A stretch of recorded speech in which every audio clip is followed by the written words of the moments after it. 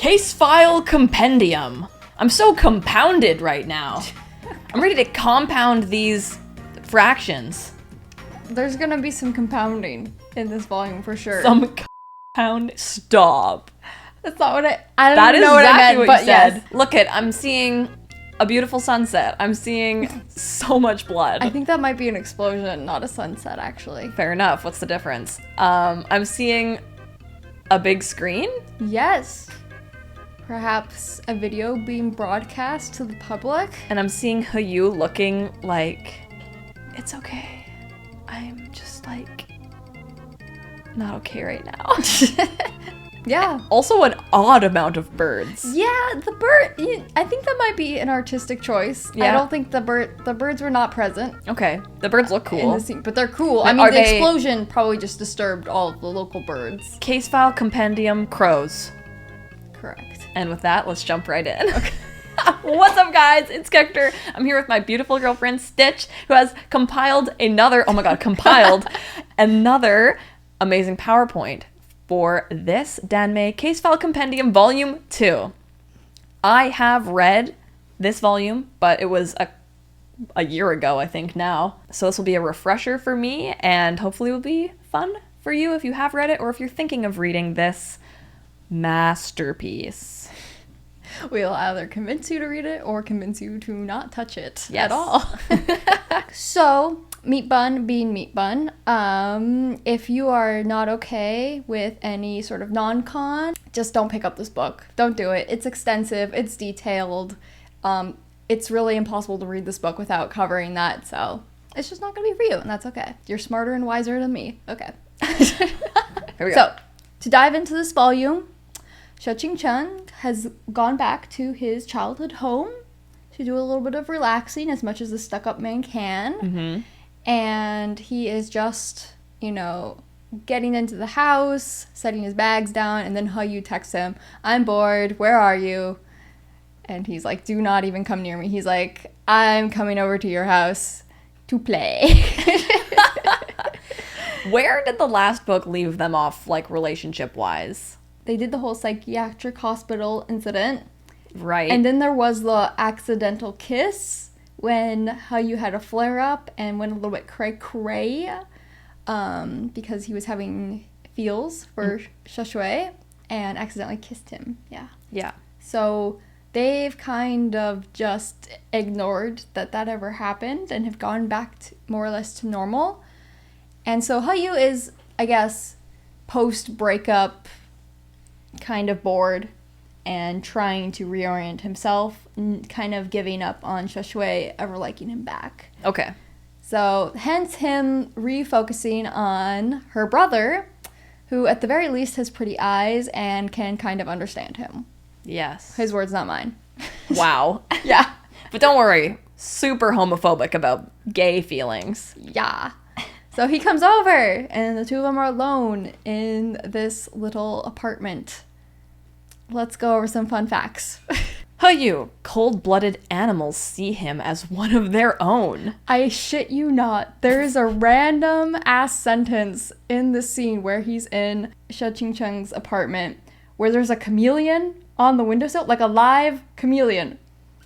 And he just pets the chameleon because the chameleon sees him as a fellow reptile. Stop. Meat Bun, when I catch you, Meat Bun, what the fuck does that mean? It's because he's so cold-blooded metaphorically. Yeah, sure, Meat Bun. Well, is it also like a chameleon because he is adapting to his environment? Ooh, okay. I was too caught up with how silly chameleons look. That's actually a really good point. He is truly a chameleon. Let's not shit on me, but she's genuinely an amazing writer. She is, and I get to praise her all over the place for this volume.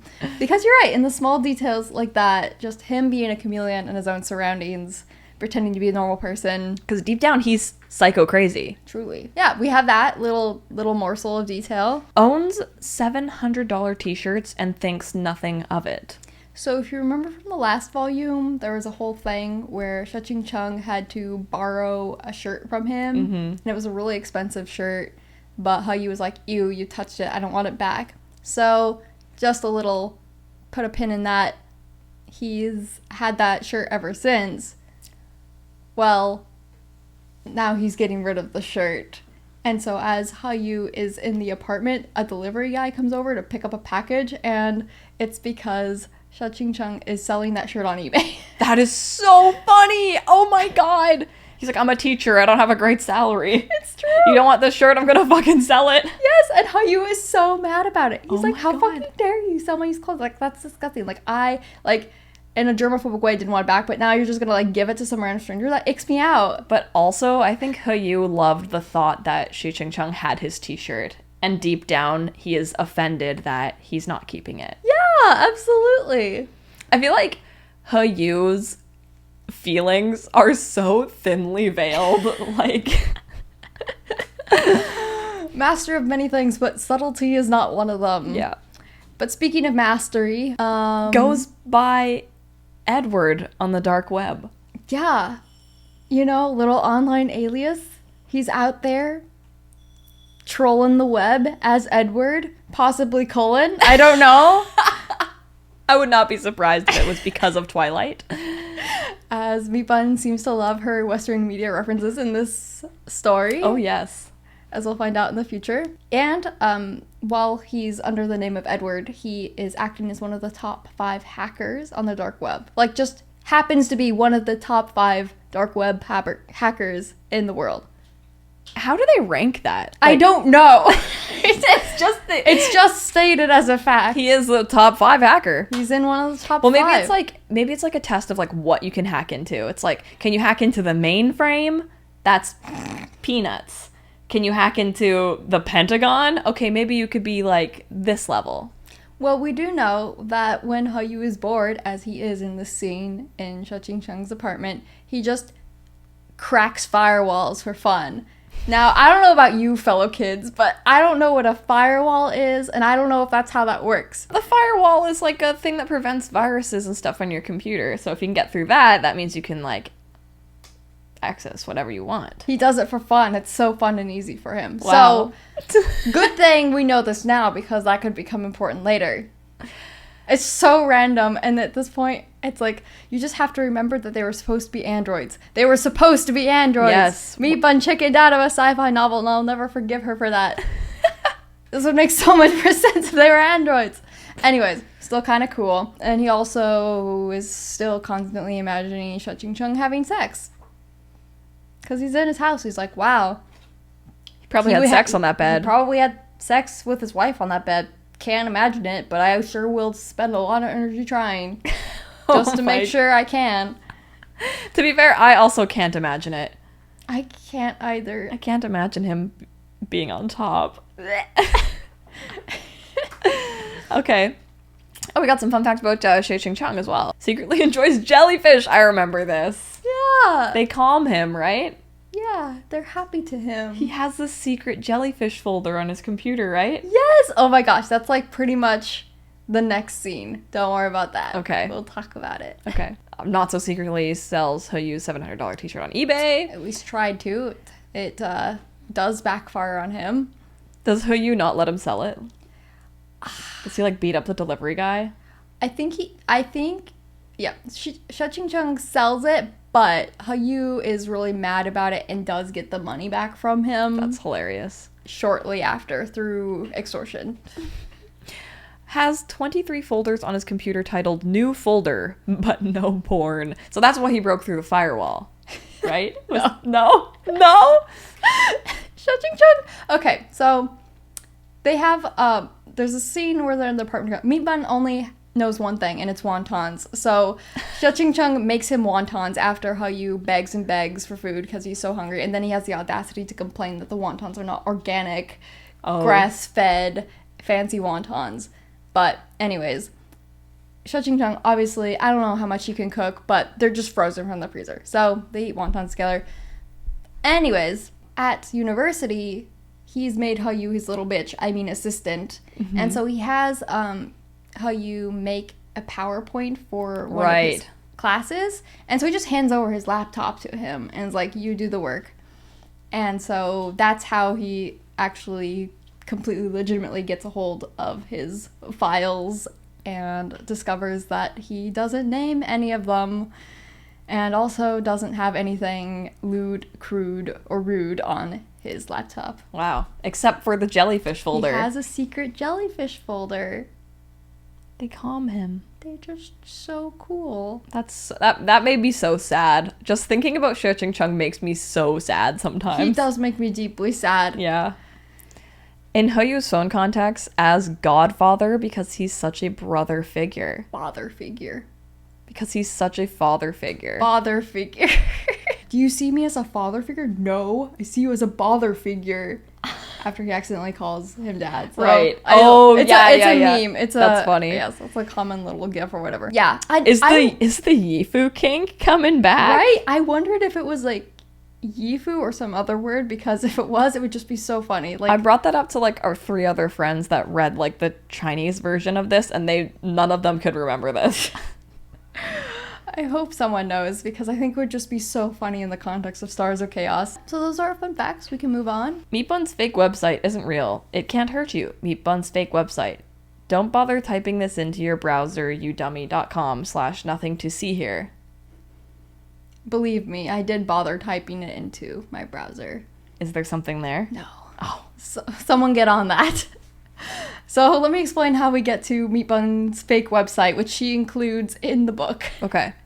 Okay. While Heyou is making a PowerPoint, he's looking for like something that he can use against Xie Qingcheng and doesn't find anything.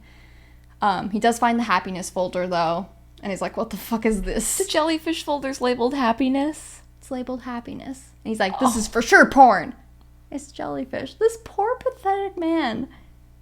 Just imagine him naming the folder with the jellyfish in it happiness. That literally makes me so sad. It makes me feel sick. Right? It's like, you don't want anything bad to ever happen to this man again. We won't get that wish. But Heyou, though, is not just being a brat for no reason. He's trying to get revenge for the t-shirt incident.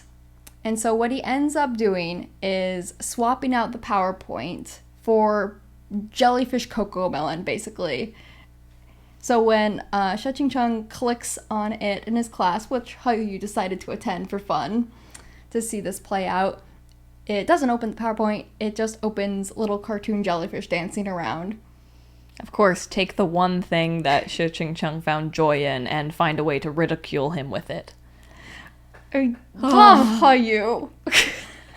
You know, that could be worse, though, because we know Heyou's a little brat. And so Xie Qingcheng knows immediately that he's behind this and texts him, freaking fix this immediately. I don't know how to do this because technology, old man. Fair.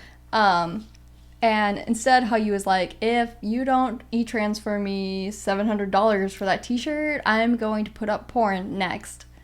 Wow. And so Xie Qingcheng is livid, but of course transfers him the money.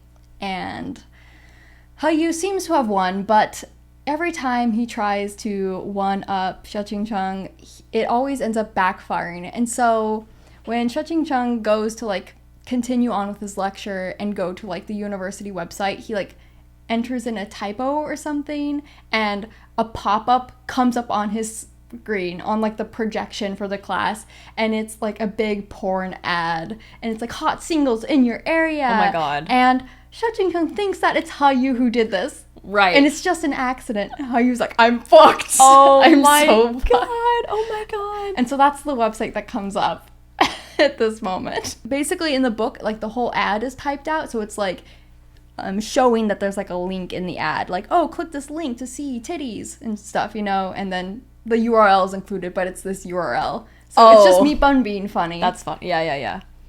It's like putting 555 on a phone number here. Yeah. Okay. I just thought it was funny she did that, because she didn't have to. She could have just included no URL, but I feel like she's just being so silly. That's hilarious. Isn't that great? Wow. So Heyou is once again in a lot of trouble, and it's not even his fault. Wow. How does he punish him? Oh, we'll get to that. Okay. Me reading Danmei with flying swords and monsters. Me reading Danmei with Red Bull and Microsoft Word. That modern Danmei do hit different. It's horrifying. The shell shock I get, the whiplash every time I read something like Microsoft Word, PowerPoint, Red Bull. I'm like, oh! This can't be happening. It feels too close. I'm like, I don't want to think about it. They are existing in our realm, if they you are will. in our realm right now, doing this shit. Too close for comfort. That's funny. Yeah, especially jumping from Arha right to this. Yes. It shouldn't be possible. But anyways, as for Xie Qingcheng getting revenge, he is talking to some other university staff and hears about a school project, a school film project looking for some volunteer actors, and they're looking for a male actor for a gay love story in the film. And Xie Qingcheng is like, I know just the guy. Wow. Yep. No better way to humiliate him than with something gay. Yep, he knows that he doesn't like that. It's the one thing they have in common. Oh my god. So he puts forth He Yu's name as a volunteer, and He Yu's not in a position where he can actually say no, given the circumstances. And so he's forced to participate. And so he's on set with this other guy who actually is a gay student, which means He Yu is even more uncomfortable and hating it because the other student's like, I love interest is hot. I'm gonna go for it. Oh my god. And is putting his whole Aussie into it. And He Yu is just so stiff and so bad at acting that the director is like pulling her hair out over it and is like about to give up on salvaging him at all. He's like, you're just too bad. I cannot use you. But in the last ditch effort to get him to like loosen up during rehearsals, she's like, look, just change your scene partner, okay? Like, just choose someone else to practice this with so you can like be more comfortable. And He Yu's like, I know just the guy. And so he makes Xie Qingcheng be his scene partner for the rehearsal. And suddenly, He Yu has no problem with his lines or acting gay. And he is all crooning them into his neck and touching him and ad-libbing a little bit just to get a rise out of him. But at some point... Oh, a rise, all right. At some point, I don't know what his excuse is. It's all he's got. I'm gonna prank you back by being so gay with you right now. I hate being gay, but I love being gay because you hate it more. Yes, exactly. Just like the coffee straw incident. Yes! Damn, these guys are a Gay mess. chicken, but at what cost? So that's what they're in the middle of when something really bizarre happens. And so the plot's kicking back into gear again when everyone's phones start playing a really creepy song. A very creepy, like, children's rhyme kind of song that would be familiar to most people. Not familiar to me, however, so I had to look it up. And so if you go to the next slide, you can see it. The song is for, like, a kind of like a Duck Duck Goose game called Drop the Handkerchief.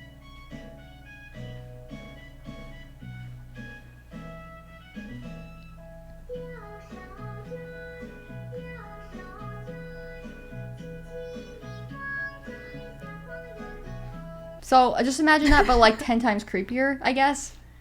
So that's on everyone's phone. And there's also a little animation that goes with it of like 3 children playing the game. Okay. But like then one of the children gets like beheaded or something. What? Oh my god, okay. So let's go to the next slide. Okay. So the message on this little animation goes, WZL, the game of death begins now. And the W in this case, who has been beheaded, is Wang Jiangkang, who is the head of Department for International Academic Exchanges. That means nothing to me except that he is staff at the university. Yeah. And he was murdered by Zhang Liping during sex. So she's this lady. We've seen her a couple times in the first volume. Is she the sexy one in the red dress? Maybe not the red dress, but she's like the sexy lady. She's the sexy lady, yes. Yeah. And I think she also like works at the university. Okay. And she's also working for the secret organization. So she seduced this guy to murder him and then puts red heels on him so that when he's discovered, he's wearing red high heels. Okay.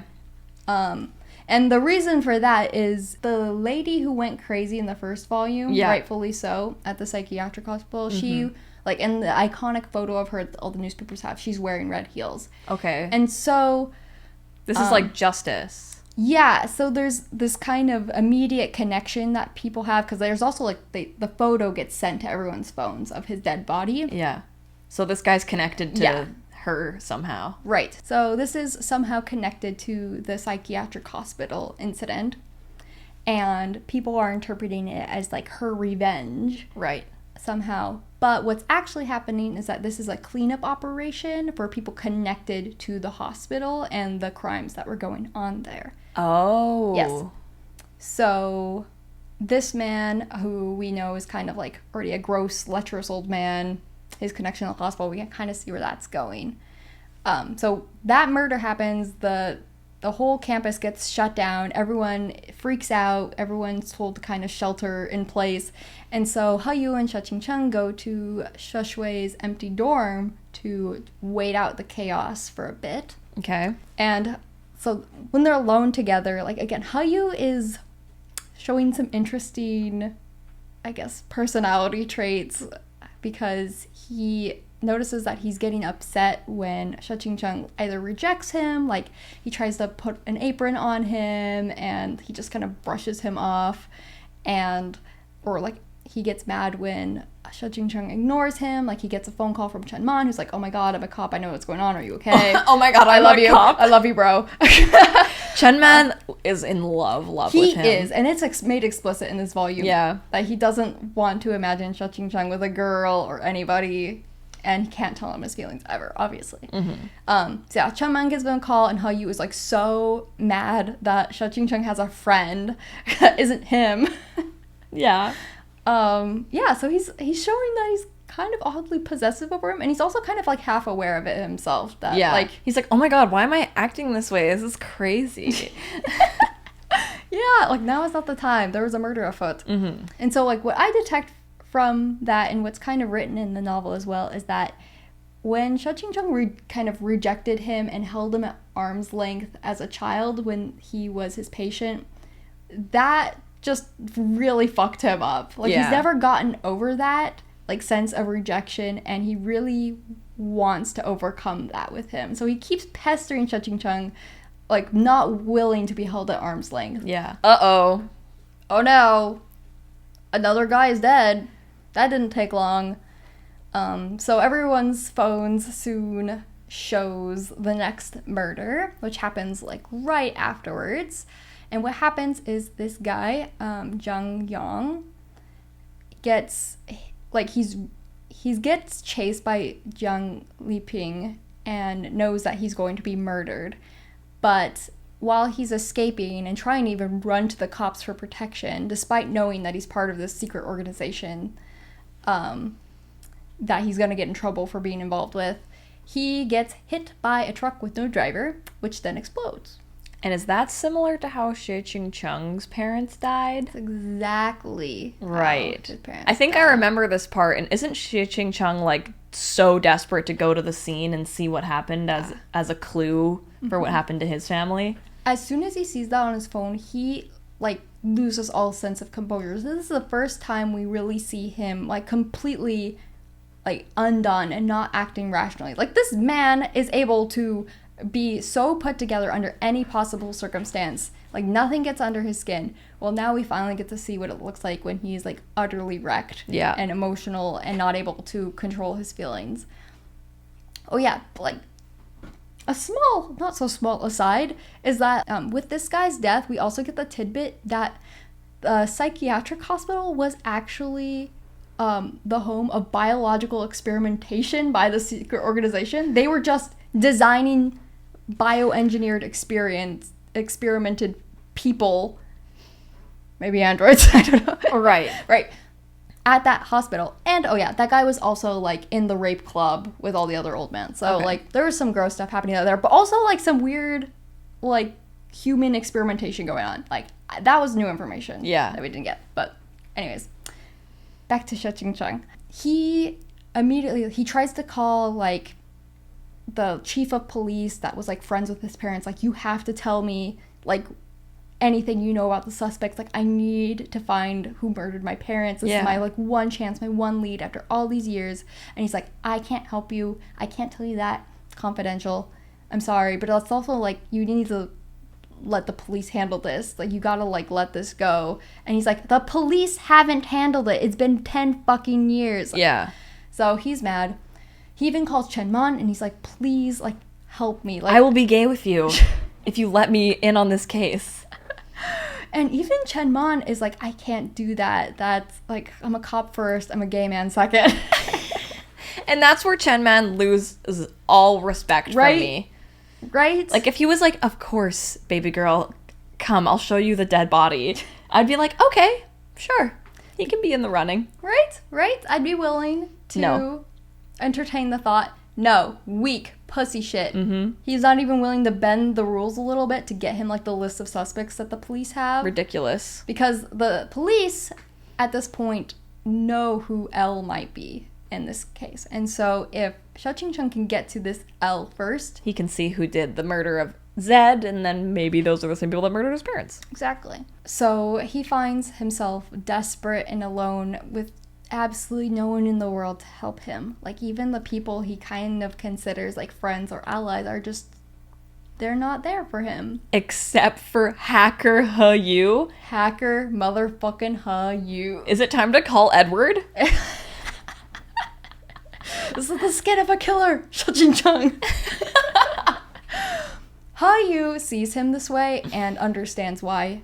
Of course, seeing the incident, knowing, or I guess I don't know if he knew before, but now he knows that that's how his parents died. Yeah.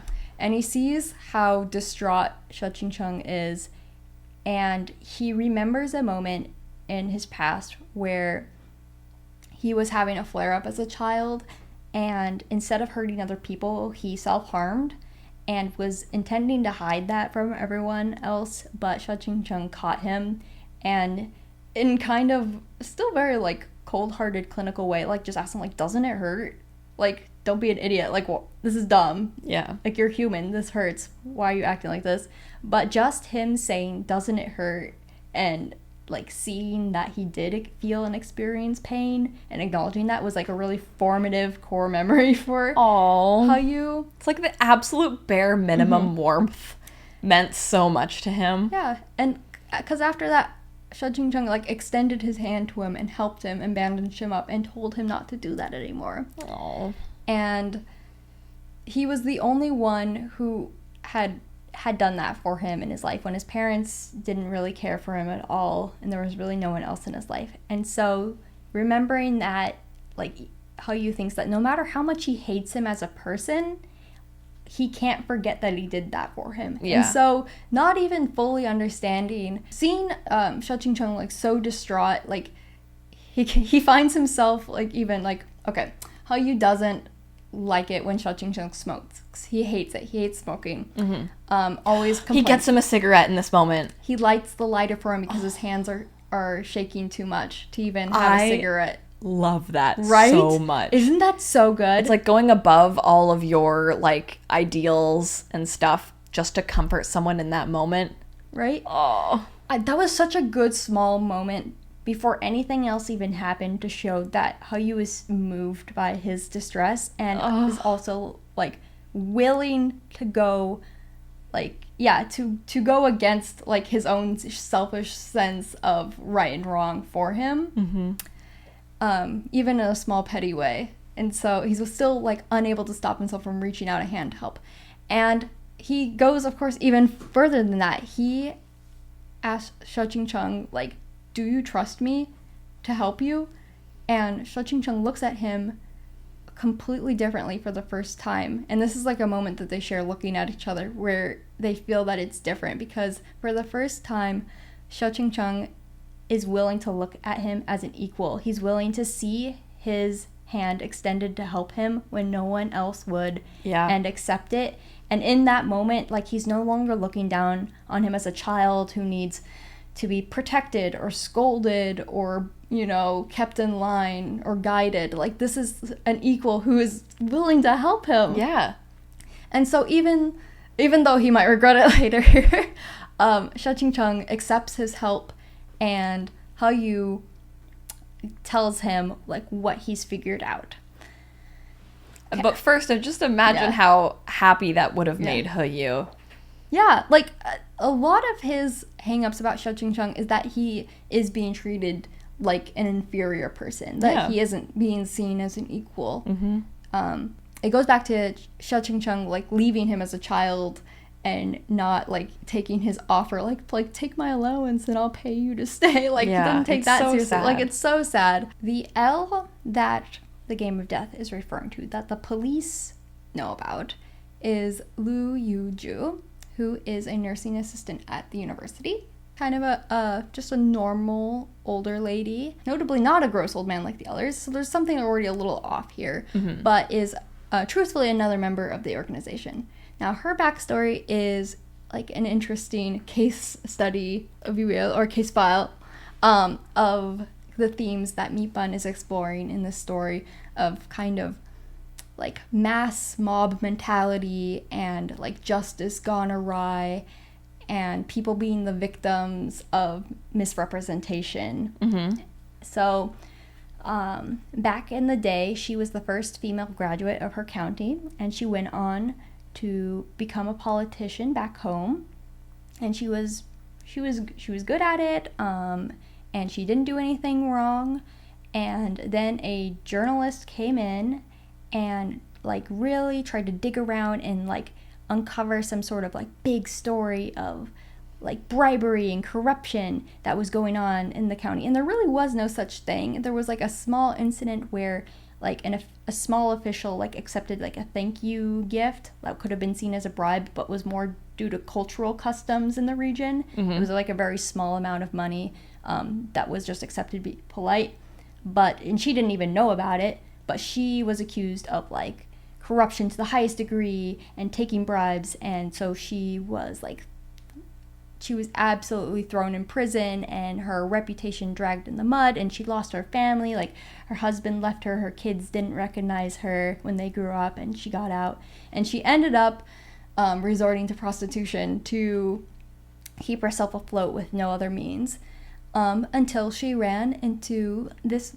man who offered her a position in this secret organization that would also give her a means to have a normal job and a normal life. And so that's how she ended up working at the university, undercover, and yes. So she's supposedly the L that this Game of Death is referring to, but she seems a little bit different from the other guys who need to be silenced, right? Yep. So Hayu has put together in his mind that the L is not referring to her, but is actually L for library. But essentially he's saying, hey, this cleanup operation isn't referring to a person, it's to a thing. Like this organization is trying to like wipe out any connection to the hospital. They must have had physical records, and where would those records have been kept over the years? They would have been hidden in plain sight in the archives in this like this building on campus. Okay. So he's like, we gotta go to the library because it's probably going to be destroyed. Yeah. And so that's where they go. Oh my god, I just remembered this scene. This scene is like so dramatic. It really is. Oh my god. So good. Okay. Fellas, is it gay to take 2 bullets for a guy I hate award? And most likely to get canceled on Twitter award? Yes, who gets who? I just remembered. Oh my god, I remember this scene is so ridiculous. Yeah, so they go to the archives, and who is there but Lu Yuju, who is there to put the explosives in the archives and blow herself right up. Wait, that's actually kind of hilarious. Like, the L ended up being in the L library. Yeah. So Hayu was right. Essentially, yes, she's doing a suicide mission. But interestingly enough, like, it didn't have to be a suicide mission. Like, she kind of volunteered to clean herself up with the rest of the operation so that there would be kind of a natural like conclusion to the case. Like the police wouldn't really investigate too much further because all 3 people would be dead. Yeah. Even though like the higher up that like originally like saved her in the organization was like, hey, like we have a getaway car for you. You don't have to do this. Even though but what she ended up doing was deciding that it was better for the organization if she sacrificed her life. So she's like committed to the bit here. Yeah. She's ready to go. Yeah. And so they're down in the archives, confronted by her, and she has a fucking gun, and she's gonna blow the place up. And they're like, no, don't do that. And so Xie Qingcheng takes on the task of trying to talk her down to not dying and not blowing the place up. And Hayu is like in the corner on his phone trying to like hack into the mainframe to stop the bomb from going off. Okay, yeah. Yes. So Xie Qingcheng's kind of half distracting her, half genuinely trying to be like, put the gun down, please. Yeah. And we get like a really interesting monologue, I guess, from Xie Qingcheng about like some really deep convictions he has, and I think it's really revealing about why he's searching so hard for the truth behind his parents' death, and he's trying to relate this to her as well, and by being really genuine and honest with her. So I wanted to read that paragraph. So essentially, he talks to her, like he says, like he knows about like her past, and he understands that she like hates the police, she hates the justice system, like she feels betrayed by all of those things, but he wants her to understand like not everyone is like willing to put like themselves, like not everyone is like the reporter who got you in this position. There are people who are fighting for justice, who do care, even if like justice comes too late. Yeah. So he's saying it's not too late to turn back now. And he tries to tell her that even if she feels like it's too late, it still matters. Because although a belated truth cannot change the past, it can at least steer the future onto the right path. It allows those who have been wronged to raise their heads again, those lifeless, nameless martyrs to rest in peace, the victims to shrug the heavy shackles from their shoulders, and those outside the law to understand the meaning of justice. It can't heal the wounds of the past, Liu Yuju, but it's not meaningless. The truth is never meaningless. Wonder how long he's been sitting on that. Like, I like to rag on Meatbun a little bit just because I feel like we're friends. Yeah. But I feel like we are of the same mind and soul inherently. But like she delivers the most powerful lines. Yeah, that's awesome. Like that, reading that was so moving to me as a reader. Because that's a genuine part of Xie Qingcheng's soul there that he just like bared and is trying to convince her with. Absolutely. Like we so rarely get to see a genuine moment from him. Yeah. Where he's speaking with so much conviction and really getting to peer into his soul a little bit for that was so powerful. Yeah, it doesn't work though. Like she tries to take out Hayu because he's the one doing the hacking and she recognizes this. And she shoots him in the shoulder. And Xie Qingcheng at this point is horrified. He comes to his senses in the sense where he's like, I shouldn't have dragged him into this. Like, I have this personal, like, quest that I'm on behalf of my parents, but that has nothing to do with Hayu. And I, like, essentially, like, he's reverting back to, like, looking down on him as a younger person and being, like, I took advantage of him, like, his help, put him in danger. I never should have let him come in here, no matter how much it meant to me. Like, I was crazy for that. What the hell? And so he's just overcome with guilt and remorse in that moment. But it gets better because then she tries to shoot him, and Hayu, who still hates him, finds himself jumping in front of the bullet. Like Xie Qingcheng goes to, like, help him, and when his back is turned, she tries to shoot him. Hayu, like, pushes him out of the way and gets shot again! This man has been shot twice! So the hacking doesn't work. They kind of give up on trying to change her mind. They end up just running out of the building, which explodes. So Xie Qingcheng didn't get any clues. Hayu got shot twice. And in the middle of all that chaos, while he was trying to hack, he gets sent a message. Oh my god, the most likely to get canceled on Twitter. At first reading that, I assumed it was like Hayu. But I just remembered Xie Qingcheng! Oh my god! Oh my god! You made me wondering how this upright, slightly homophobic, slightly misogynistic man could possibly get canceled on Twitter. Well, it's not for the reasons you would think at this point. Oh god.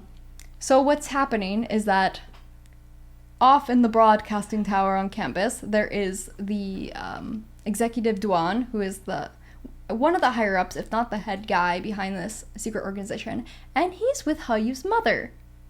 I don't know if we knew that. I forgot, at any rate, if I didn't know that, but she is part of this secret organization, and they're like, someone's trying to hack us, and they figure out that it's Hayu, It's Edward. It's Edward. They're like, it's fucking Edward. And Hayu's mom is like, that's my son. Whoopsie boopsie. And she's like, I really would love it if the secret organization didn't have to kill him. That would be swell. Even though she doesn't really love her son.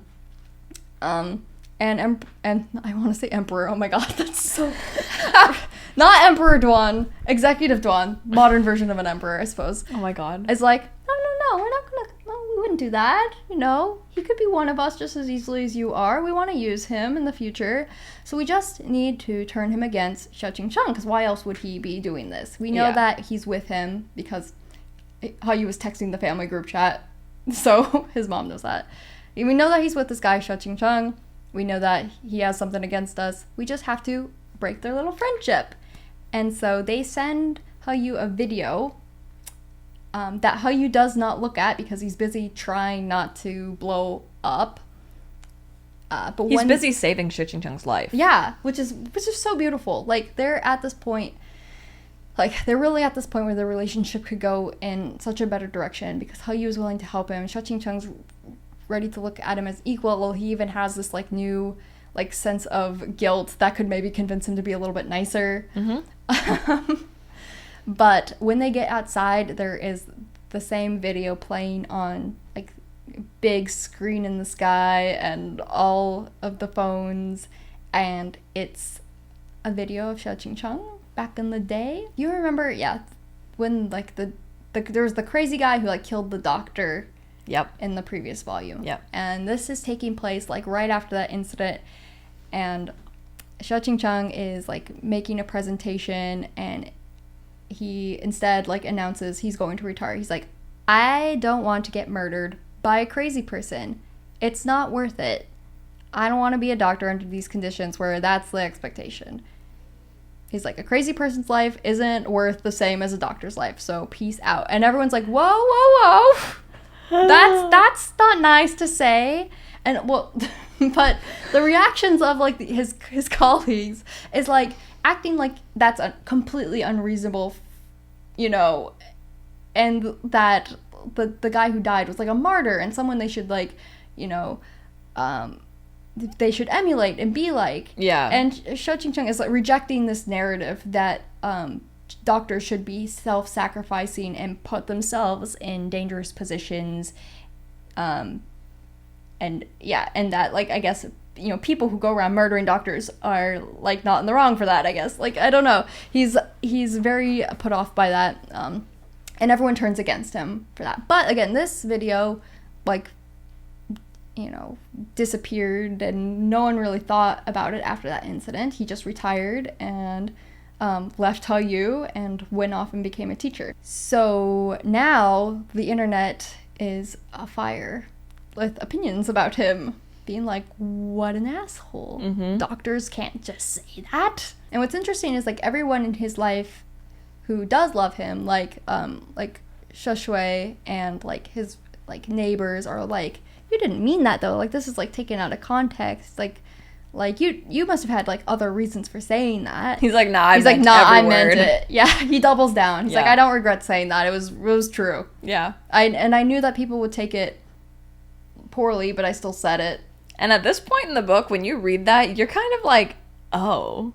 Like, you kind of, like, if you wanted to, you can empathize with it, because, like, yeah, that is a crazy expectation for doctors to put their life on the line and be put in dangerous situations, and you can, like, respect someone being like, that ain't for me. Mm-hmm. But him saying the line, like, mentally ill people's lives are not worth as much as a doctor's is it's like, fucked. Like, that line is meant for you to, like, not like Xie Qingcheng anymore. Yeah.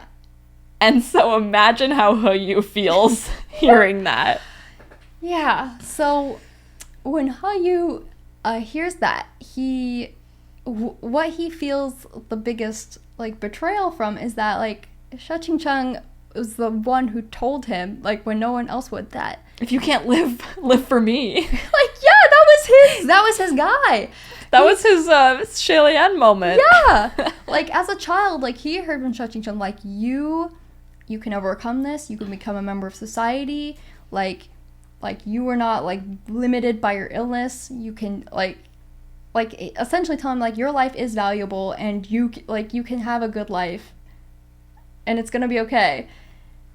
And then hearing that, like, oh, these are his true thoughts, like, that negated his whole motivation and courage to keep going on. And this was right when they were at their best. Yep. We could have had it all! He just took a bullet for him. Right? He was like, Xie Qingcheng respects me. Yeah.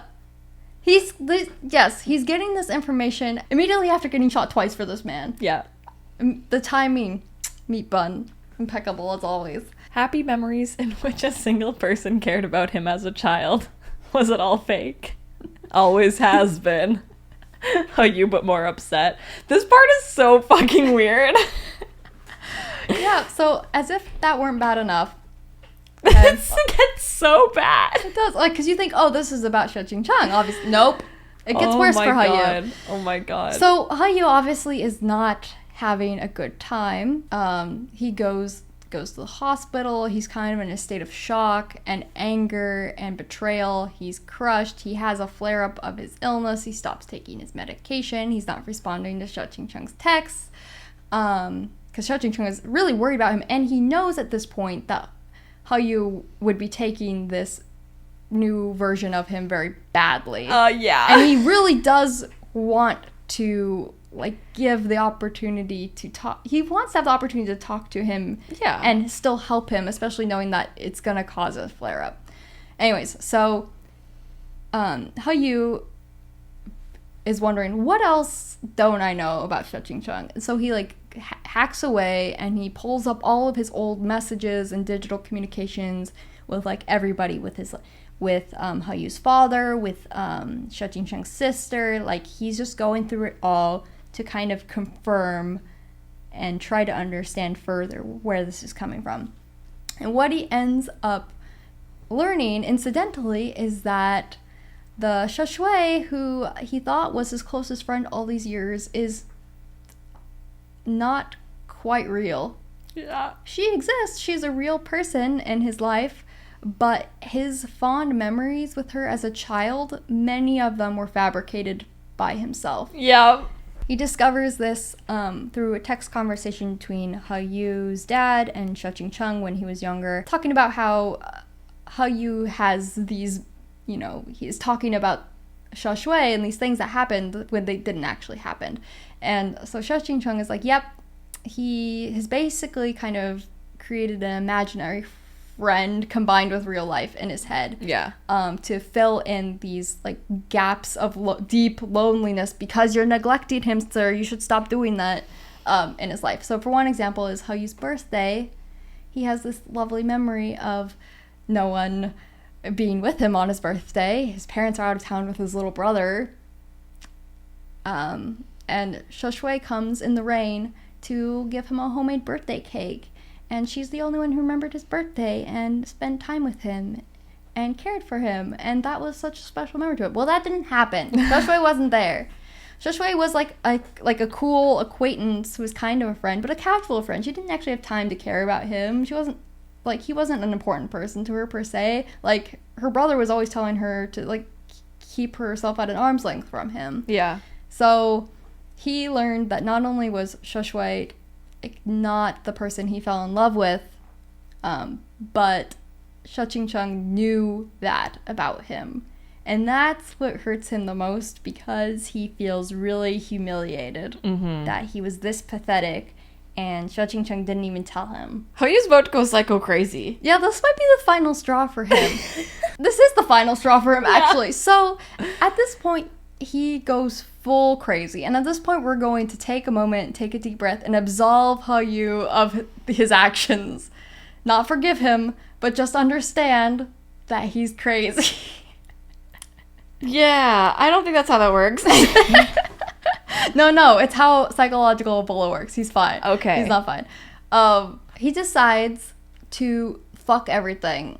He's tired of acting like a good person when he's clearly just a crazy person who deserves to be as crazy as he wants. Yeah. He goes to this fancy nightclub where he can spend a ton of money on booze and, like, there's like female hostesses to kind of fawn over him, and he's just gonna have a night of general debauchery and see what happens, just to kind of wallow in his like evil self-loathing feels.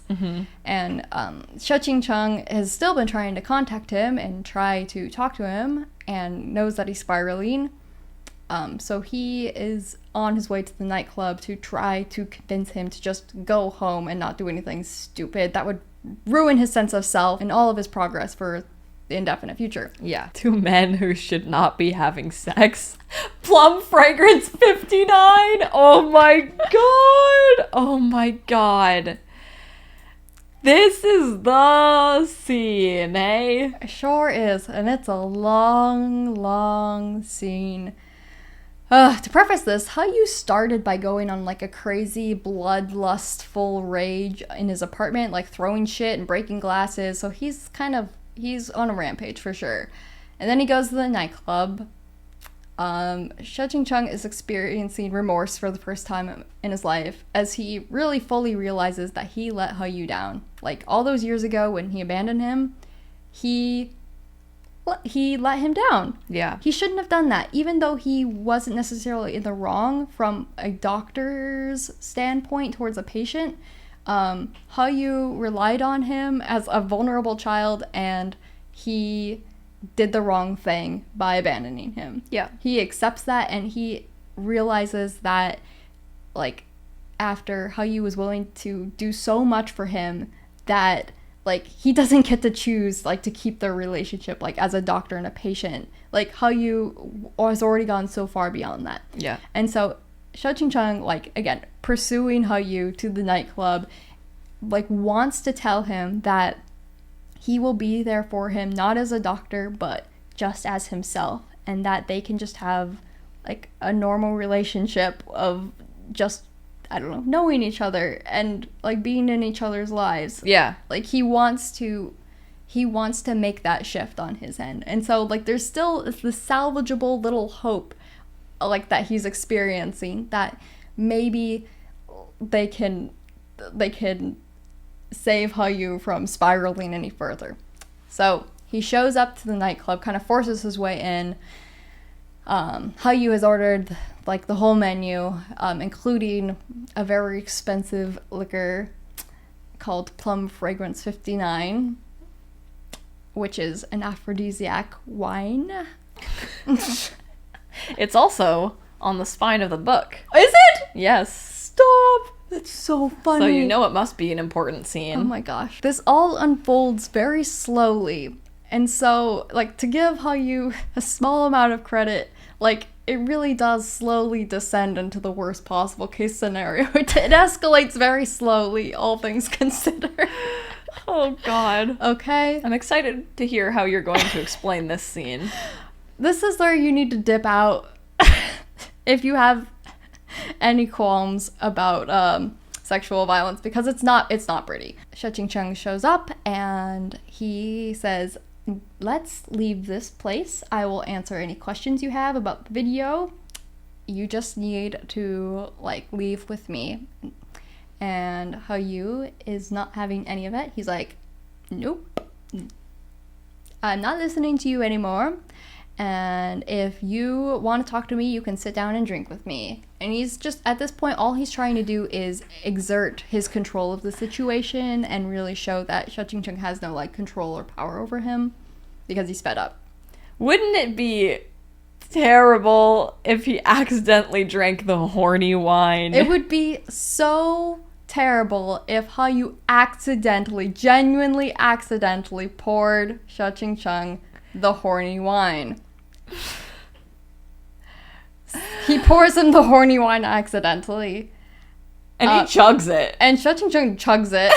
He's like... But, like, actually, that's in, like, such an act of him wanting to be like, yes, like, I will drink with you. I'm going to do willing to what concede. you say to prove to you how serious I am about this, about being apologetic, about wanting to get on your level. So he, like... Yeah. He chugs it. Yeah. Neither of them knew it was Plum Fragrance 59. Yes. Okay, I want to stress, at this point, it was a genuine accident. And once again, it's Meat Bun is so good at making people sad because it was something that was supposed to be in good faith, and it got turned into this super twisted thing. It does.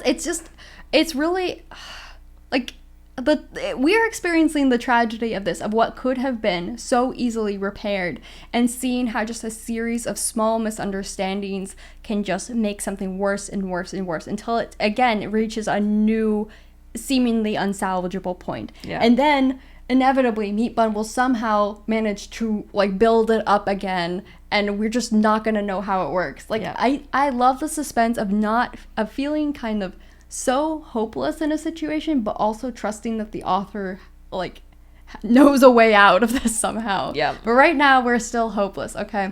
So when Hayu realizes what he's done, his first reaction, again, even in his like craziest like spiraling mentally mode, is like, oh shit, didn't mean to do that. That's bad. He should probably go to the hospital. Like, oh my god, I did not mean to do that. Like, even at this point, no matter how angry he is at Xie Qingcheng, he doesn't want to hurt him. Yeah. That's not even a thought that's like occurring in his head at this point. Like there's still like so much good in him at this point.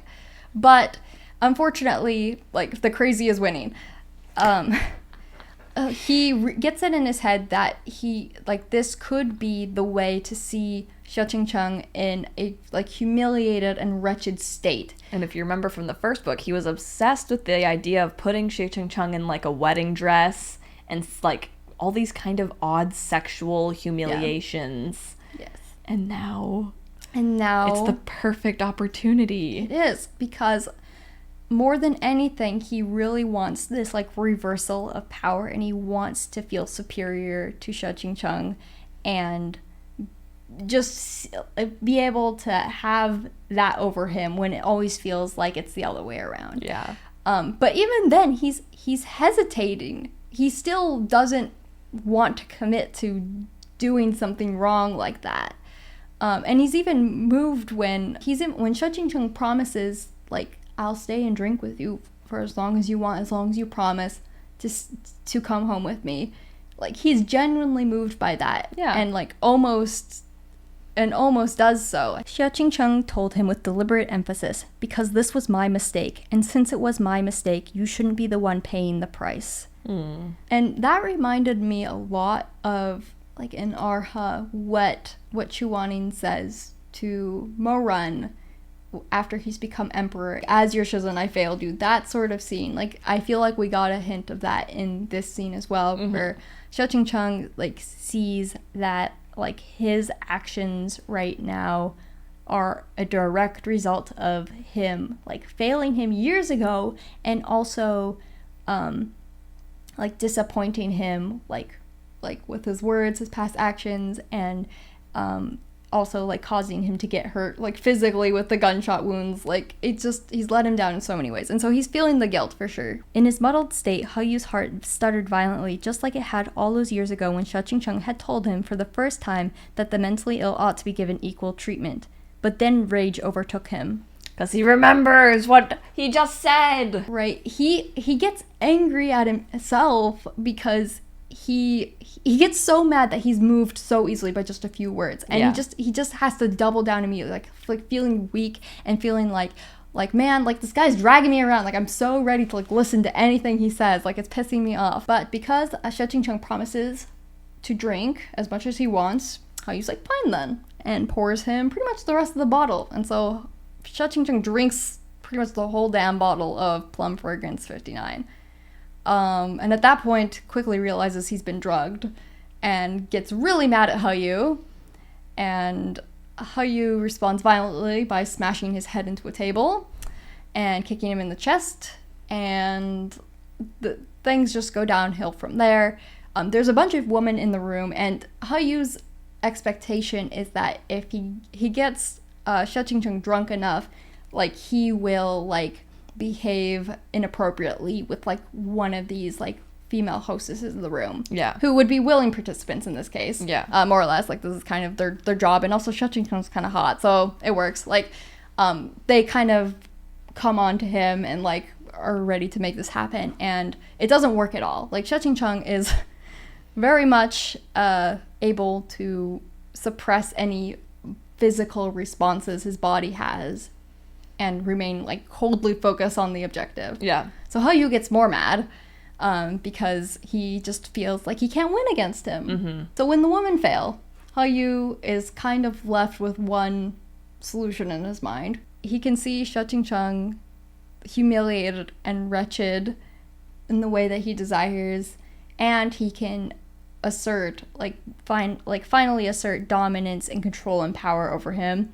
There's a very easy solution to all of this. He just has to do it himself, even though he is very repulsed by men's bodies and not at all gay at all. Oh my god. And so he's kind of in the sense like, what even is sex when you're crazy? He's like, nothing matters. I'm willing to throw away my entire sense of self and just commit to this act of revenge and destroy the both of us. I was doing it for the bit. It's not gay if you do it for the bit. Okay, Xie Qingcheng at this point has stabbed himself with broken glass to regain his lucidity, to try to still convince Hayu to just call it a night and go home. And he even tries to tell him, like, look, I didn't leave you for the reasons that I talked about in the video. So he's saying it's not because I said those things or believe those things. Like, that, I wasn't talking about you. Yep. I said that, like, some people don't deserve to live. Yeah. Like, I wasn't talking about you. But Hayu tells him, like, you couldn't possibly understand what it's like to be, like, the only person in the world who's living with this particular illness, mm-hmm. and just how lonely that is. You could never understand how I feel. Yeah. And completely breaking down any hope of understanding each other, he commits to the bit. A comedic aside to this, because I'm scraping for something. Next slide. More questions than answers. Naughty edition. Okay, so there's just one line, okay? Because Hayu, the first thing he does is, like, he takes something and he ties up Xie Qingcheng's wrists. And he's like, you can't get out of this knot because it is a robber's knot. And I'm like, what's a robber's knot? And I thought that I would find the answer if I Googled it. Yeah. Honestly, I thought I would demonstrate it in this video if I could just find a tutorial. Just for the sake of science, right? But I can't find what this knot is supposed to be, because the only two kinds of knots I found was like a bank robber's knot, which is for hitching up a horse to a post so you could rob a bank and then escape by horse. So I'm assuming a little bit dated. And also there's no post involved, so he's not like hitching his hands to something. Okay. So it's not the first one. And then there's another type of knot called the thief knot, but that takes like two different ropes, like two different little cords that go together instead of just one. Did he not tie him to the bed? He's not tying him to anything at this point. His hands are like this? Yeah, his hands are just like tied up. Okay. Like, because he's mobile. He's able to move Xie Qingcheng to the bedroom after that point. They're on the couch still. Okay. So I'm like, to me, it's like if he's using like one, I'm assuming like, I don't know, some sort of like a tie or a rope or whatever. Like, it's one thing. It's not going to be in two pieces. And I don't think that doesn't look like it would hold I just your hands. love the fact that you're stalling talking about I don't want to talk about it. I want to talk about the knot. The fact that you have a whole PowerPoint presentation on this to avoid talking about the next scene and sending me. This is about as like the last possible point where I can stall before we're here. Anyways, if anyone knows what knot he was referring to, I would love to know for science. So it's not either of these knots, but it doesn't really matter, I guess. So he ties his hands. Xie Qingcheng is not really, he doesn't really have the energy to resist very much at this point, and then Hayu takes him to the bedroom. You may be wondering, why is there a bedroom? He's rented the whole top floor of the nightclub, and it's just this whole big suite where this sort of thing is expected. All of the other people are gone at this point, of course. What you dread the most is just how, like, inevitably, like, they were so close to, like, having a good relationship, and obviously it's not going to be good after this. I think we have so much faith in Xie Qingcheng having this indomitable, unbreakable will that we know that he's, like, kind of incapable of being traumatized emotionally at this point. We know that this is like causing physical harm and it's humiliating. Yeah. But it's not actually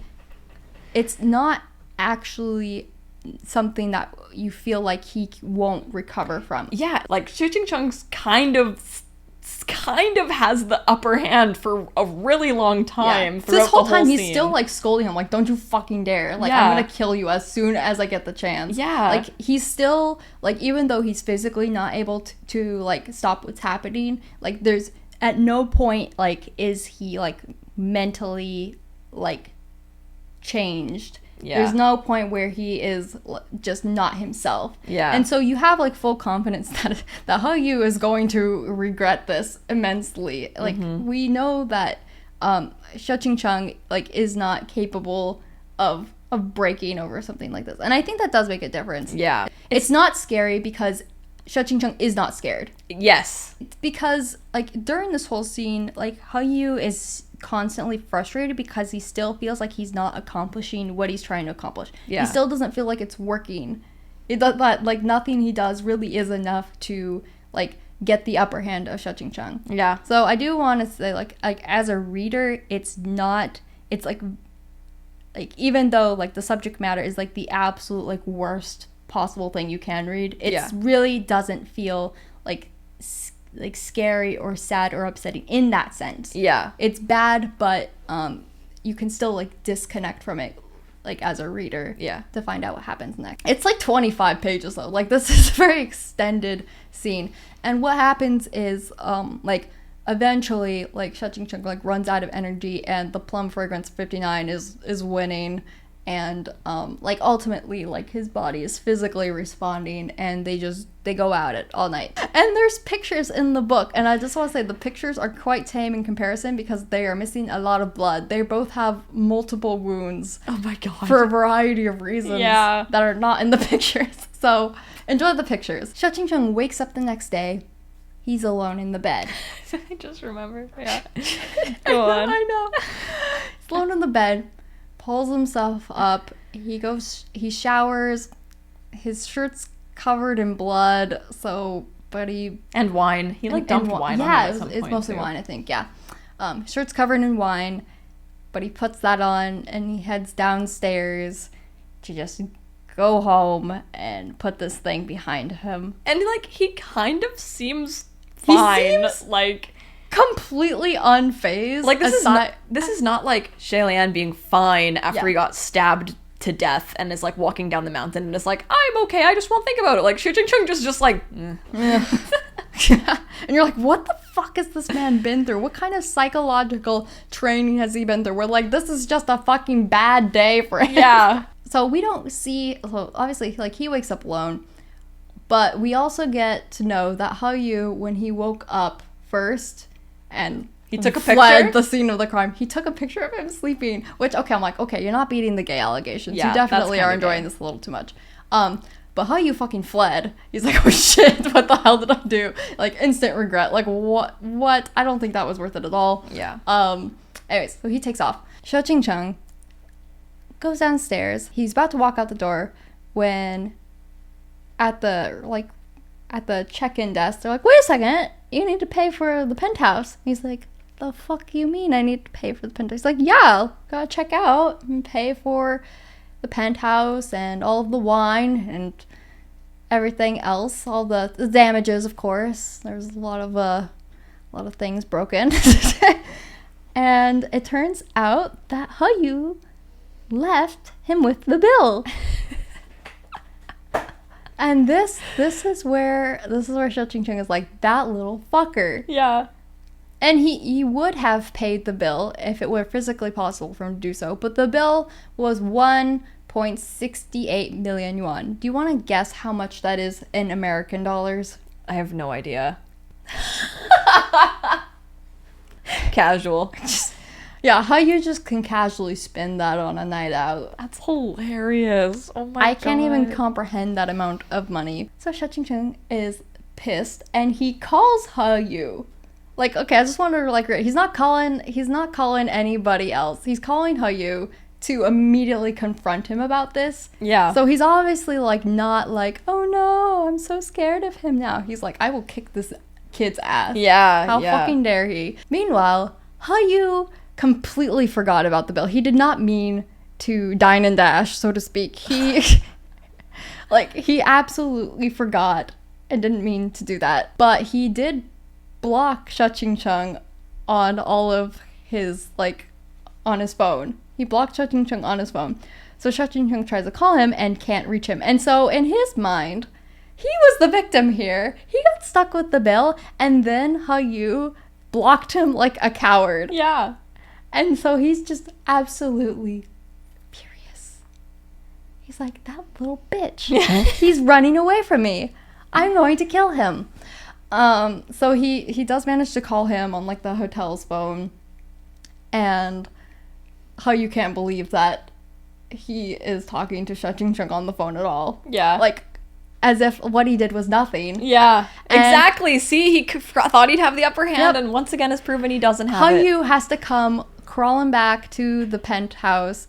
Hayu has to come crawling back to the nightclub, like tail between his legs, to pay the bill and face Xie Qingcheng after the consequences of his actions. Yeah. And realize that he is once again, like, in the losing position here, because Xie Qingcheng is like accusing him of like, oh, you ran away from me, you blocked me, you tried to leave me with the bill. Like he starts accusing him of like being. He's like, I didn't run away. It's like what is this situation? It's so comedic. It's so odd and too, because dumb. I expected there to be some sort of traumatizing revelation, and they're just kind of back to their bullshit. Yeah. It's just immediately like there's no difference except that Xie Qingcheng is mad at him more than usual. Yeah. What? Meat bun. Yeah. So again, we're kind of back to this like original dynamic where he is like where Xie Qingcheng is domineering and superior and has this icy exterior where nothing bothers him, and Hayu has to run face first into that, and like all of his attempts to like feel domineering and like he got the better of him and can like look down on Xie Qingcheng. Like he's not looking down on him in the sense that he is like a little bit scared of him. Yeah. And like his whole big act of I'm a bad guy, I don't care if I die, I don't care if you die, that's gone too. So despite Xie Qingcheng being so angry at him in this moment, reasonably so, like he also is remembering that Hayu took 2 bullets for him like a couple of days ago. Mm-hmm. Like this is still like everything that happened the night before, although he absolutely feels anger over that and is determined to punish Hayu, he still feels the guilt that this is all resulting from, again, kind of his fault. Yeah. And still feels guilt that Hayu obviously got shot for him. So he starts scolding him, like right there in the lobby. Hayu ends up dragging him to the bathroom because Xie Qingcheng doesn't know that Hayu found out about his memories of Shui being fake. Right. And so he confronts Xie Qingcheng about this now, and tells him, like, you think I'm just mad about that video? Well, you're wrong, because I know you, like, hid this from me, that, like, I thought this thing about Shui and it wasn't real, and you've been laughing at me this whole time because I'm a fucking idiot. And we get a peek inside Xie Qingcheng's mind of what he wanted to say to Hayu before things went south the night before. And it's so nice, and I want to read it. So Xie Qingcheng doubles down on like everything he said and did, being like, look, it was the best for you at the time, you couldn't have handled the truth, I don't regret what I did, I didn't do anything wrong. And so Hayu is getting more and more frustrated because, again, this is not what he wants to hear.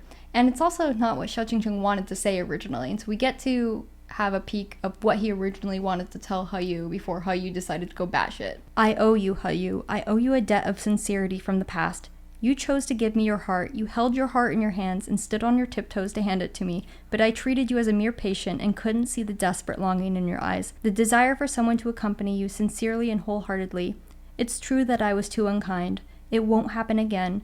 I don't really know how to be gentle with my words, and I'll probably still be stubborn and cold, but I'm willing to become your bridge, because when I was helpless and alone, you were the one who chose to help me. In return for the bit of encouragement I afforded you that I never once considered a kindness, you were the one who nearly gave your life away. I might not be able to give you everything you want, but I can stop being Dr. Xie to you and become just Xie Qingcheng, as long as you're still willing. That's what he wanted to tell him in the penthouse the night before. The book could have ended right there. Right? Like, that would have solved everything. That would have solved everything. How you would have been like, I'm yours. Yeah. But he does not get to say those things. So we're doomed. It's nice that we got to hear those things, though. Yeah. I liked knowing that that was in his heart.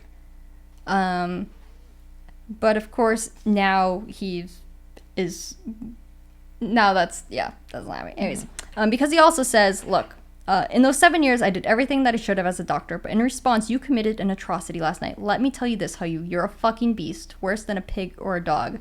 And he just leaves him in the bathroom with that.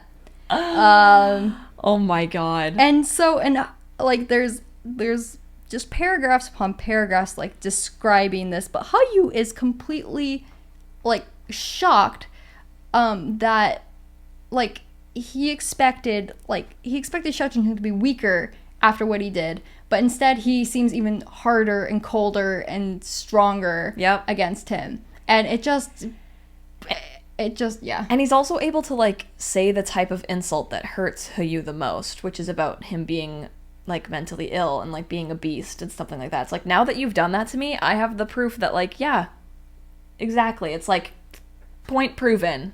Mm-hmm. Yeah, so didn't work out. Yep, and not only that, like, the worst insult at all for Hayu is, like, Xie Qingcheng's like, I'm not even willing to spend any time on you right now because there's been an emergency at home and I'm getting out of here. So he just leaves Hayu at that point, and Hayu also got horny in the bathroom. Yeah, he just kind of remembered things a little bit too much, and then he was also like, it's kind of hot. Oh my god. Yeah, so he is a beast. So you may be wondering what the incident at home is. And that's because, of course, the video has been viral at this point, and so people have shown up at his and Sheshui's home. They trash it. They trashed it. They trashed the neighborhood. They, like, knocked down, like, his neighbor's tree that was planted by his wife who passed away. Like, it's this whole emotional incident, and Xie Qingcheng shows up and feels so guilty and responsible for that, but is really surprised to find that all of his neighbors, like, support him unconditionally, and they don't care about the video, and they don't care about the mob of people, and they side with him and said, like we'll take care of everything, don't worry about us, like, this is all stuff that can be fixed, like, what's irreplaceable is you, and we want to take care of you. Aww. And there was this really nice moment because we get to see, like, Xie Qingcheng had the worst day ever, and then he comes home and he finds that, like, there are a lot of people who care about him even if he's not particularly close to them. So yeah, his neighbors are nice. Later, so after he kind of takes care of that and reassures Sheshui, he leaves again because he's feeling, like, really feverish and not well, and he ends up, like, passing out back at the university, and Chen Man finds him and takes him to the hospital. And while Xie Qingcheng's at the hospital, the doctor's like, you need to fucking calm down in the bedroom. Like, I don't know what fucking dominatrix bitch you've got going on, but just chill a little bit. There's got to be other ways to de-stress. Oh my gosh. And Chen Man overhears this, and he's like, what? A woman? He's sleeping around? He has a girlfriend? Like, what is this? Like, and Xie Qingcheng tries to, like, be like, yep, have a girlfriend. You know me. Girls. And Chen Man is devastated.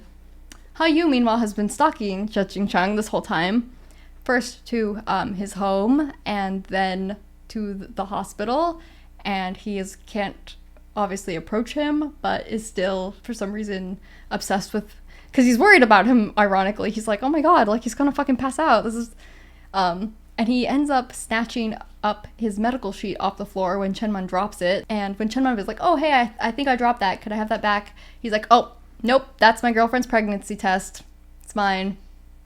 Like, why did you think that? Why did you say that? Oh, What it's is perfect this? though. It's perfect. Yeah, so the novel leaves off on that kind of ridiculous note.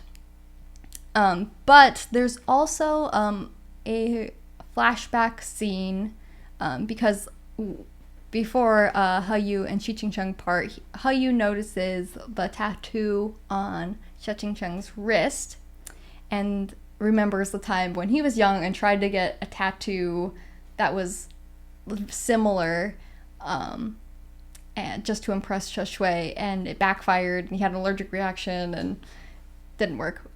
But we know what those two tattoos are now, and so I did some research on where they come from and discovered some really interesting things. And so I want to leave this presentation off on some interesting research. If you go to the next slide, I'm really excited to talk about this because I think Meat Bun is a brilliant writer. She's not afraid, obviously, to delve into like the darkest themes and exploring humanity at their worst. But she's also really in the details, and this is a great example of that. Xie Qingcheng's wrist tattoo are the English words, "Here lies one whose name was writ in water." Okay? And those words are taken from the gravestone of John Keats, who was an English poet. Do you want to talk about like what you think that means? I know that you feel like poetry is like a trick question, but I promise there's no wrong answers. It means that he had a short life. It's like you're writing your name in water, like it's not gonna last. Yeah, and that is exactly the case here because John Keats died at 25 from tuberculosis. So it was a very long, drawn-out illness where he knew his death was coming, and he had a lot of time to come to terms with that. So it's an interesting quote for Xie Qingcheng to resonate with.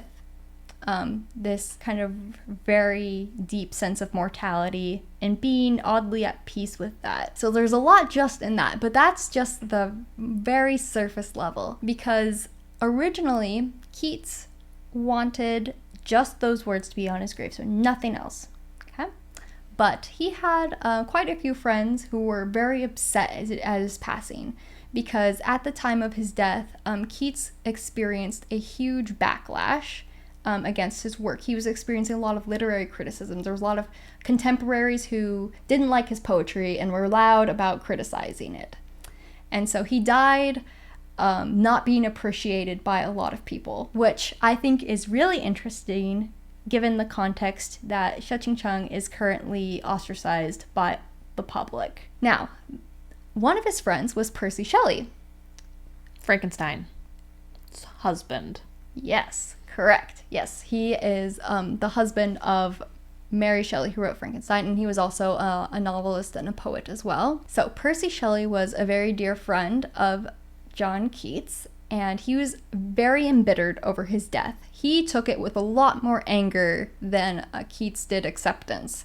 And so he was responsible for adding the rest of the words on his gravestone, okay? Just like how he couldn't let Mary Shelley's Frankenstein be the way it was. He had to add his thing to it. He had to add his thing to Keats' grave too, huh? Yeah, okay. Percy Shelley is kind of, okay, he's not my favorite person in history. He's definitely a little bit of a meddling asshole. But anyways, enough about that. Okay. I love you for that so much. Okay, yes. So he decided he had to kind of ignore his friend's wishes and add his own take on his death.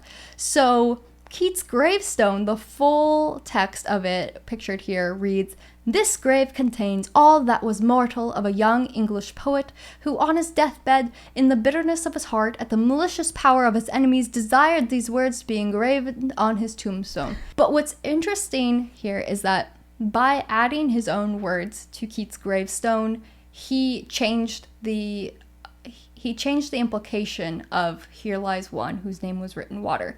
By adding those words, he puts a lot of resentment and bitterness behind those words. It's like with all of that put on top of it, it sounds like "Here lies one whose name was written in water" is full of regret and pain and anger that Shelley was feeling. Yes. Yeah. But Keats, when he wanted those words on his gravestone, wasn't feeling anger or bitterness. He looks forward to death, unfortunately.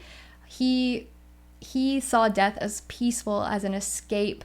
He often talked about looking forward to his quiet grave. He saw it as an invisible passing because he was in a lot of suffering in his life.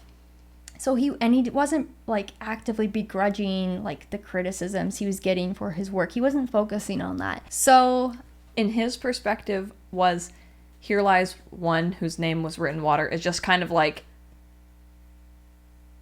I had a short life. Just it is what it is. So yeah. It is what it is. I had a short life. And then Percy Shelley went in and was like, and you motherfuckers didn't appreciate him, and he had a short life. Yes. Okay. So I think that is also like, okay, Shelley was not over him because 2 months later he wrote like a whole elegy, a whole poem about his death. Like he just was really upset about the whole thing. Good for him. So I want to say, so kind of to sum up, Shelley cared about him a lot, was very upset on his behalf, but also misinterpreted him and his wishes. Okay, so he also deeply misunderstood Keats. Okay. Okay, and this is all, we find all of this relationship and context on that gravestone related to these words that Xie Qingcheng has on his written. Now, when He got his tattoo, he wanted something similar, right? He wanted an epithet, like he wanted something from a gravestone, and he wanted something in English to go around his wrist as well. And guess whose epithet he chose?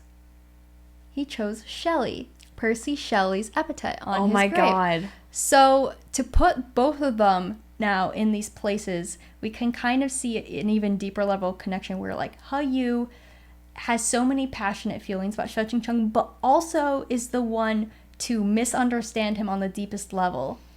Wow. Oh my gosh. Fucking meat bun. Okay, and I could be reading too much of that, but I don't think I am, because I think it works for the story. I think it adds something. Immediately when you said that, my first thought is like, imagine Keats' reaction to his own tombstone, his reaction to his own friend being like, you care about me, but in a way that is so infuriatingly wrong. Mm-hmm. Yeah. And so that is Xie Qingcheng and He Yu. It's like Xie Qingcheng's like, I know that you have feelings for me, but you are doing so many things that make me so mad at you. Yeah, like here he is, like Keats trying to accept his death and be peaceful about it and just accept things that come, accept his own mortality. Like we technically at this point, we as the reader don't know why Xie Qingcheng might be focusing on that himself, but then to even be misunderstood in death seems to be his fate. So it's a very hopeless sort of situation for him. But now, on Shelley's grave, Shelley's death is a little bit different. I think he died at like 29 or 30. Oh my God, why are all these guys dying so young? Well, Shelley drowned. Oh shit. Shelley drowned. By trying to bring Keats back from the water he was written. And like you could, okay, there's so many different ways to look at this. Yes, in that sense, like his death drowning, relating to that, like there's a deep romantic thing we could apply to He Yu and Xie Qingcheng there. So he was out on a sailboat and there was a fucking storm and he fucking drowned. Wow. And weeks pass, his body rolls up on shore like completely unrecognizable, and it's just like a really shitty death. Yeah. Okay, but on his gravestone are 3 lines from Shakespeare's The Tempest. I didn't have time to research The Tempest. I do remember that it involves water, so obviously from these lines, but I'm sure there's even more. I would love, if anyone's familiar with The Tempest, if you have any thoughts on this, please let me know, because I ran out of time. But the 3 lines, I don't know how this fit on He Yu's wrist as a child, is nothing of him that doth fade, but doth suffer a sea change into something rich and strange. And to me, that's kind of giving the opposite impression. It's like, even if you die, something like is transformed and remains, like something is enduring even beyond your life and death. It's kind of this strong resistance that seems in complete juxtaposition with Keats' gravestone. So it's kind of like, this one is kind of like, he died unexpectedly, but his writing is gonna live on, and because of his early death, his writing even has another je ne sais quoi to it. Yeah. So it's like, it's kind of like he's like everlasting. Yes. While as Keats's was like, I'm out, like short and sweet. Both end up involving water, but both are completely opposite of each other. That's interesting. But yes, the fact that his death was by drowning, I think, put a pin in that thought, because that could become relevant maybe in the next volume or so. Case file, yes. Oh my god. Meat Bun is a fucking genius. Right? Like, there's just so much, like, to unpack there where it really makes sense for their characters. Wow. I like how one is about, like, it's about the impermanence, and one is about permanence. Yes.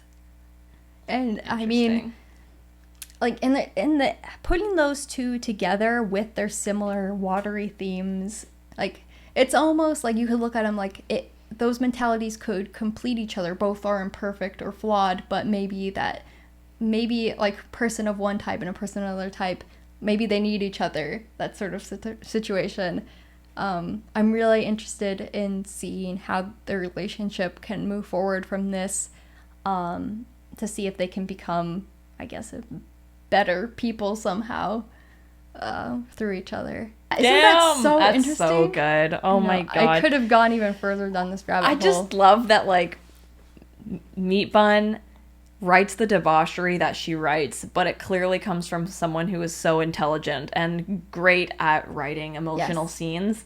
And so it's not like reading a smutty manhwa where there's like a creepy, like, non-con scene, but it's also like spicy. Mm-hmm. That's like not the vibe at all. I think she's just a great story writer, and she I know she's capable of, like, writing like the worst possible relationships, like the worst possible things that can happen between two characters, and somehow manage to make it work. A little bit is like, you just have to keep reading. Yeah. Well, thank you so much for another incredible PowerPoint. If you guys would like to read this book or order any of the future volumes, I'll have the links to those in the description.